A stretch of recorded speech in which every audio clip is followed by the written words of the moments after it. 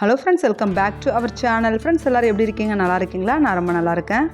Friends எல்லோரும் தீபாவளி நல்லா சிறப்பாக கொண்டாடி இருப்பீங்கன்னு நம்புகிறேன். நானும் நல்லா சிறப்பாக நாங்கள் ஃபேமிலியோடு கொண்டாடினோம். அம்மா வீட்டுக்கு போயிட்டு வந்தோம். ஸோ வர்ற வழியில் கூட நர்சரியில் 2 செடிகள் வாங்கிட்டு வந்திருந்தேன். ஸோ அதை நம்ம அடுத்த வீடியோவில் பார்க்கலாம்.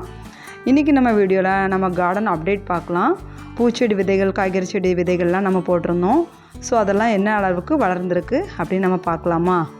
பாருங்கள், ஃபஸ்ட்டு நம்ம பார்க்குறது வெண்டை.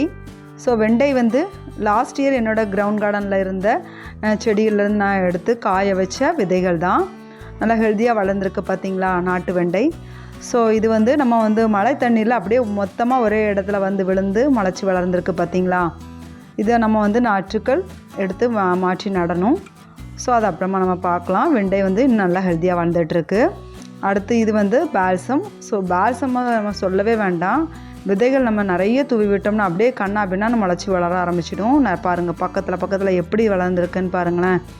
ஸோ இதுவும் ஒரு 4 இலை விட்டு வந்ததும் நம்ம நாற்றுக்கள் வேறு இடத்துல பிடுங்கி நடணும்.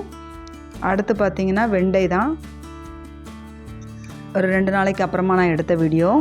ஸோ இந்த நாற்றுக்கள் வந்து நான் இது வந்து கொஞ்சம் பிடுங்கி எடுத்து நட்டு வச்சுருக்கேன். அதுலேயுமே ஒவ்வொன்றும் சாஞ்சிருக்கு, மழை தண்ணி இருக்குது, ஒரு செடி அழுகுன மாதிரியும் இருக்குது. ஸோ இங்கே பாருங்கள், இதெல்லாம் ஒற்றை இலை தான் இருக்குது. நான் ஒரு 3 இலை 4 இலையோடு வச்சுருந்தேன். பட் வந்து மழை தண்ணி இருக்குது, அப்படியே இலைகள்லாம் உதிர்ந்துச்சு. இங்கே பார்த்தீங்களா, ஒரு இலை தான் இருக்குது. இங்கே பாருங்கள், வெண்டையில் சின்ன இலை தான் இருக்குது. ஸோ வளரும், நம்பலாம்.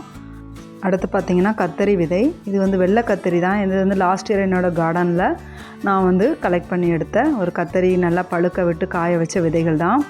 ஆனால் செடிகளை பார்த்திங்கன்னா பூச்சி அரிச்சிருக்கு பாருங்களேன். ஸோ என்ன பூச்சின்னு தெரியல. 2 இலை தான் விட்டு வந்திருக்கு. அந்த இலையுமே அப்படியே கடிச்சு வச்சுருக்காங்க. நிறைய நாற்றுக்கள் மழை தண்ணீருக்கு கொஞ்சம் அழுகியும் போயிடுச்சு. ஸோ இருந்த செடிகளையும் பூச்சி கடிச்சிருக்கு பாருங்கள். இலைகள் வந்து பூச்சி கடினால 2 இலை விட்டு தான் வந்திருந்தது. அந்த 2 இலையுமே அப்படியே கடிச்சு வச்சுருக்கு. ஸோ இது எப்படி வளருதுன்னு பார்க்கலாம். நிறைய நாற்றுக்கள் இந்த மாதிரி பூச்சி கடிச்சிருக்கு. அடுத்து பார்க்குறது வந்து சீனி அவரை, அதாவது கொத்தவரங்காய்ன்னு சொல்லுவாங்க இல்லையா, அது 2 நாற்று தான் வந்திருக்கு. நிறைய விதைகள் போட்டிருந்தேன், பட் லேட்டாக முளைக்குமான்னு தெரியல. 2 செடி தான் வந்திருக்கு, அங்கே ஒன்று இங்கே ஒன்றுமா.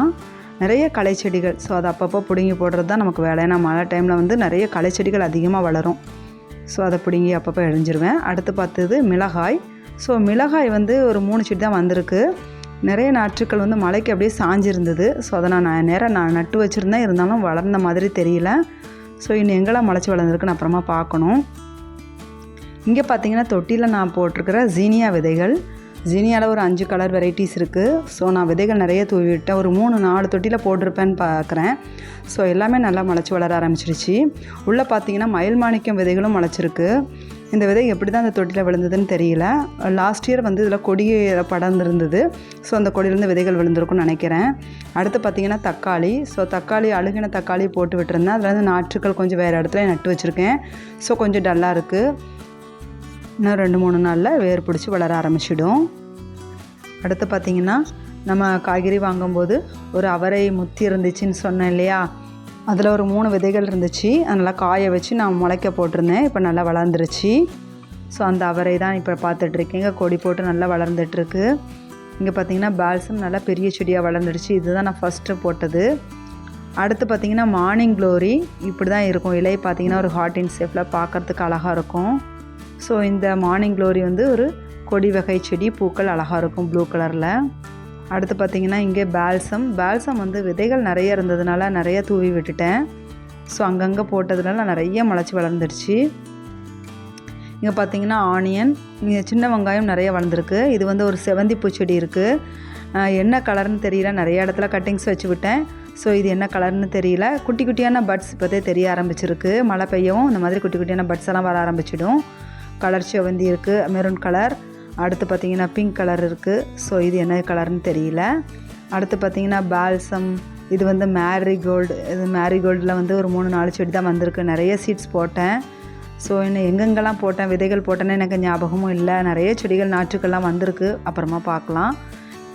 இது வயலட் கலர் கத்திரி செடி. இது வந்து நான் தொட்டியில் போட்டிருந்ததுனால நாற்றுக்கள் எல்லாமே ஒரே தொட்டியில் நிறைய முளைச்சிருக்கு. ஸோ நாற்றுக்கள் கொஞ்சம் பெருசாகவும் நம்ம வேறு இடத்துக்கு நடலாம் மாற்றி. இங்கே பார்த்தீங்கன்னா மினி பாகல்னு சொல்கிற நாட்டு பாகற்காய். பாருங்கள் இந்த பழம் எப்படியோ நான் கவனிக்காமல் விட்டுட்டேன், பழுத்து விதைகள் அப்படியே மண்ணிலே விழுந்துருச்சு. ஸோ அடுத்த செடிகள் முளைக்கலாம். நிறைய குட்டி குட்டியான பிஞ்சுகள் வந்திருக்கு, நல்ல பெரிய கொடியாக போய்கிட்டு இருக்குது. பக்கத்தில் மாதுளை இருக்குது, அதில் தான் படர விடணும் நான். அடுத்து பார்த்திங்கன்னா பீர்க்கங்காயும் நல்லா கொடி போட்டு போயிட்டுருக்கு, இன்னும் மொட்டுக்கள் வரல. ஸோ இப்போ தான் நல்லா வளர ஆரம்பிச்சிருக்காங்க. ஓகே, அடுத்த அப்டேட் அப்புறமா பார்க்கலாம். செடிகள் கொஞ்சம் வளரட்டும். இன்னும் நிறைய விதைகள் போட்டிருக்கேன். ஸோ அதெல்லாம் என்னென்னு அப்புறமா பார்க்கலாம் அடுத்த வீடியோவில். பாருங்கள் ரெயின் லில்லி எவ்வளோ அழகாக பூக்கள் பூத்துருக்கு. மழை பெஞ்சாலே போதும் இந்த ரெயின் லில்லி எல்லாமே அவ்வளோ அழகாக பூக்கள் பூத்துருக்கும். ஓகே ஃப்ரெண்ட்ஸ், வீடியோ பிடிச்சிருந்தா லைக் பண்ணி சப்ஸ்கிரைப் பண்ணுங்கள். உங்கள் ஃப்ரெண்ட்ஸ் கார்டன் வச்சுருந்தாங்கன்னா ஷேர் பண்ணுங்கள். அடுத்த ஒரு யூஸ்ஃபுல்லான வீடியோவில் சந்திக்கலாம். தேங்க்ஸ்.